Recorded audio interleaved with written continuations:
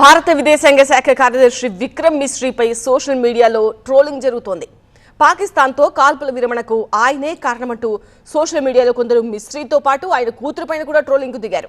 మిశ్రీ కుటుంబాన్ని కించపరుస్తూ కామెంట్స్ పెడుతున్నారు. వారి కుటుంబ సభ్యుల వివరాలు, ఫోన్ నెంబర్లు అన్ని ఆన్లైన్లో లీక్ చేశారు కొంతమంది. దీంతో ఆయన ప్రొఫైల్ను లాక్ చేసుకున్నారు. మిశ్రీ ఒక కాశ్మీరీ పండిట్. 3 ప్రధానమంత్రుల దగ్గర ప్రైవేట్ సెక్రటరీగా పనిచేశారు. 3 దేశాల్లో భారత అంబాసిడర్గా సేవలందించారు. గతంలో డిప్యూటీ నేషనల్ సెక్యూరిటీ అడ్వైజర్గా ఉన్నారు.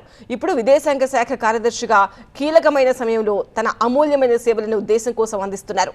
అయితే భారత పాక్ టెన్షన్స్ నేపథ్యంలో శనివారం సాయంత్రం 2 దేశాలు కాల్పుల విరమణకు అంగీకరించాయి. ఈ నేపథ్యంలో కొందరు ట్రోలర్స్ ఆయనను టార్గెట్ చేశారు. పాకిస్తాన్తో కాల్పుల విరమణకు ఆయనే కారణమంటూ మండిపడ్డారు, బూతులు తిట్టారు. ఆయనతో పాటు కూతురి ఫోన్ నెంబర్లు కూడా లీక్ చేశారు. ఈ మొత్తం వ్యవహారం సోషల్ మీడియాలో దుమారం రేపింది. పలువురు నేతలు ట్రోలర్స్ పై మండిపడ్డారు. మిశ్రీకి బాసటగా నిలిచారు. కాల్పుల విరమణ అనేది ప్రభుత్వ పాలసీ అని, దీనిలో మిశ్రీ చేయగలిగేదేమీ లేదు అన్నారు ఎస్పీ చీఫ్ అఖిలేష్ యాదవ్. దేశం కోసం ఆయన అందిస్తున్న సేవలను పొగడాల్సింది పోయి ఈ ట్రోలింగ్ ఏంటి అంటూ కాంగ్రెస్ నేత సచిన్ పైలట్, ఎంఐఎం చీఫ్ అసదుద్దీన్ ఓవైసీ కూడా ఖండించారు.